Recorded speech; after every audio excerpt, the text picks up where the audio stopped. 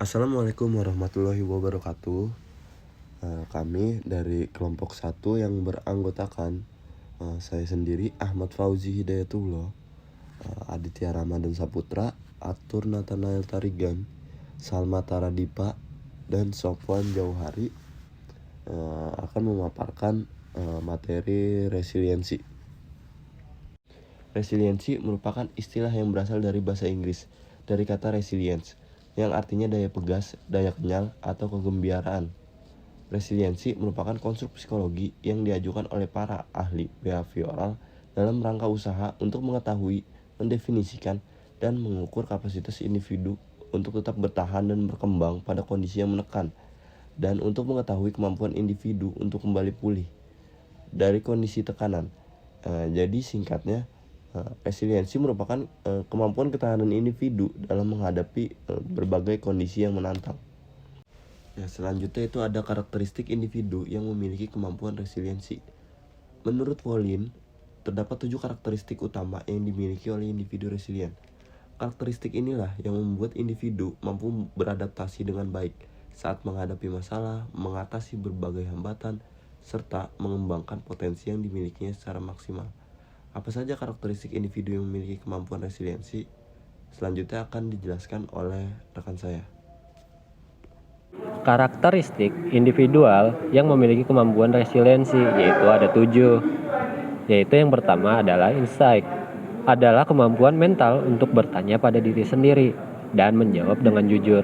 Hal ini untuk membantu individu untuk dapat memahami diri sendiri dan orang lain serta dapat menyesuaikan diri dalam berbagai situasi. Maka yang kedua adalah kemandirian. Kemampuan untuk mengambil jarak secara emosional maupun fisik dari sumber masalah dalam hidup seseorang.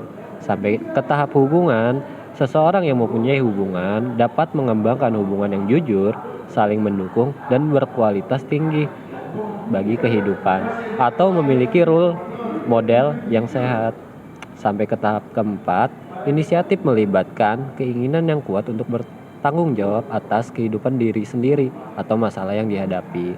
Sampai ke arah kreativitas, melibatkan kemampuan memikirkan berbagai pilihan, konsekuensi, dan alternatif dalam menghadapi tantangan hidup.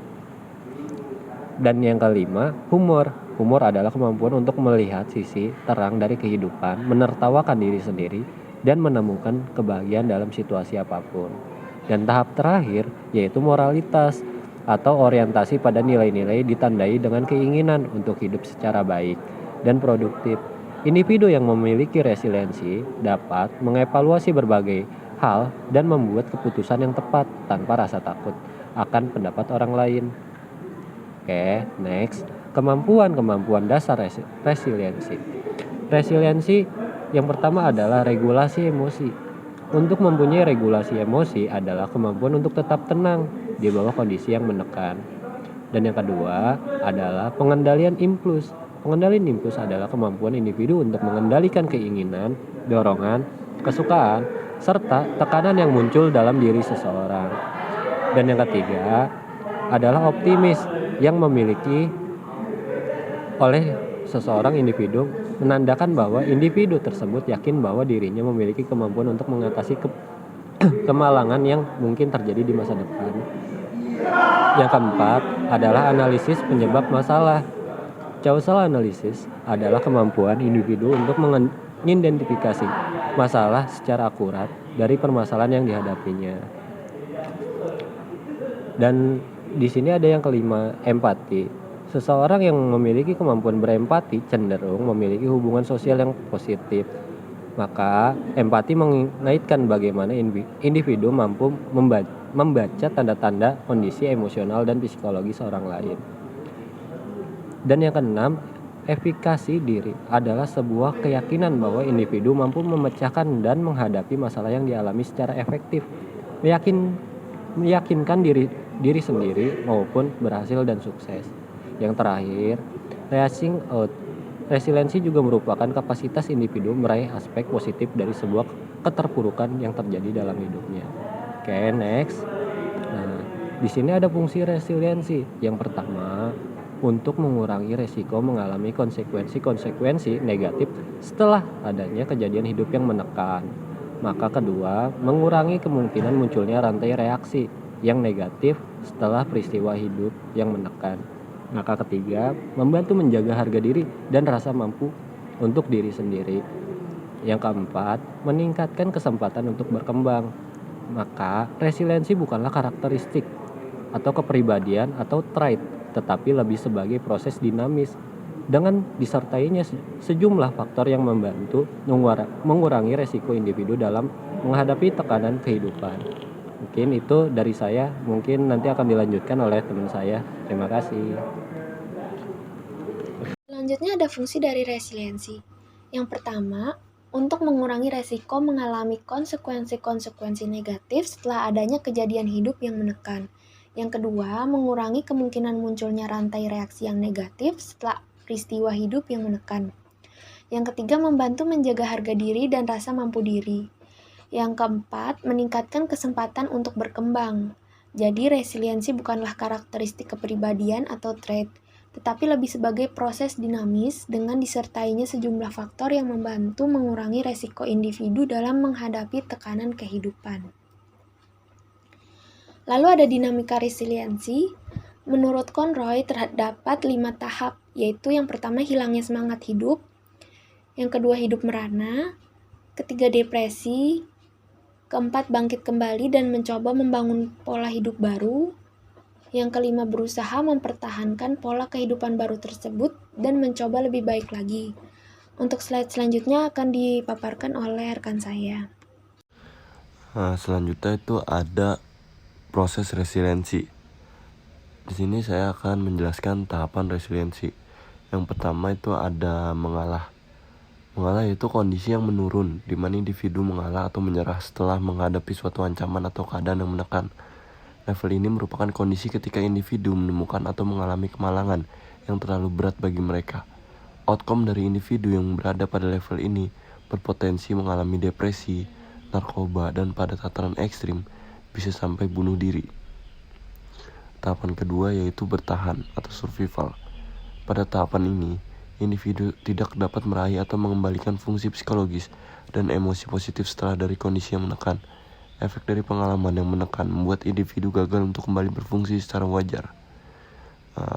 Tahapan yang ketiga itu ada pemulihan atau recovery, yaitu kondisi ketika individu mampu pulih kembali pada fungsi psikologis dan emosi secara wajar dan mampu beradaptasi dalam kondisi yang menekan, walaupun masih menyisihkan efek dari perasaan negatif yang dialaminya.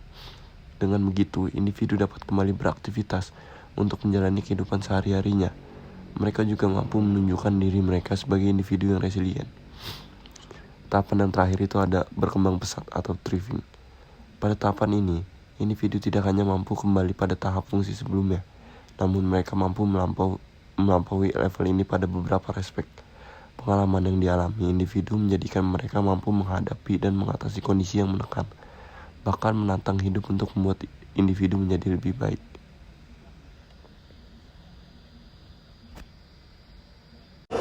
Faktor-faktor resiliensi.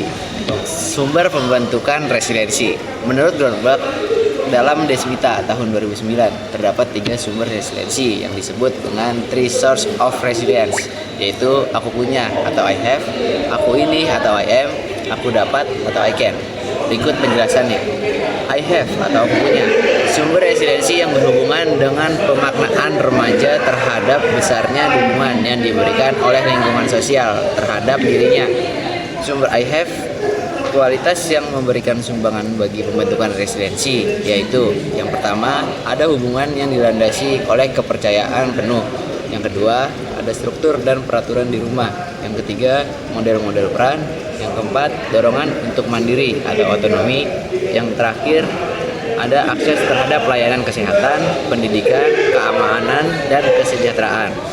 Yang kedua, ada I am atau aku ini, sumber resiliensi yang berkaitan dengan kekuatan pribadi. Kualitas pribadi yang mempengaruhi I am adalah yang pertama, disayang dan disukai oleh banyak orang. Yang Kedua, mencinta, empati, dan kepedulian kepada orang lain. Yang ketiga, bangga dengan dirinya sendiri. Yang keempat, bertanggung jawab terhadap perilaku sendiri dan menerima konsekuensinya. Yang terakhir, ada percaya diri, optimis, dan penuh harap. Yang terakhir, ada I can atau aku dapat. Sumber resiliensi yang berkaitan dengan apa saja yang dapat dilakukan oleh remaja sehubungan dengan keterampilan sosial dan interpersonal. Keterampilan ini meliputi berkomunikasi, memecahkan masalah, mengelola perasaan dan impuls-impuls, mengukur temperamen sendiri dan orang lain, yang terakhir menjalin hubungan-hubungan yang saling mempercayai. Faktor-faktor yang mempengaruhi resiliensi menurut Grothberg di tahun 2004 meliputi yang pertama temperamen, yang kedua intelijensi, yang ketiga budaya, dan yang keempat usia, serta yang kelima adalah gender. Oke, kami dalam kelompok kami menyimpulkan kesimpulannya yaitu resiliensi bermakna kemampuan seseorang untuk bangkit dari keterpurukan yang terjadi dalam perkembangannya, di mana ada tekanan yang mengganggu orang-orang dengan resiliensi tinggi akan mudah untuk kembali ke keadaan normal. Orang yang memiliki resiliensi lebih mudah dalam mengatur regulasi emosi. Mereka cepat memutus perasaan yang tidak sehat, yang kemudian justru membantunya tumbuh menjadi orang yang lebih kuat. Baik, sekian yang bisa kami sampaikan dalam kelompok ini. Jika ada pertanyaan, silakan ditanyakan. Terima kasih.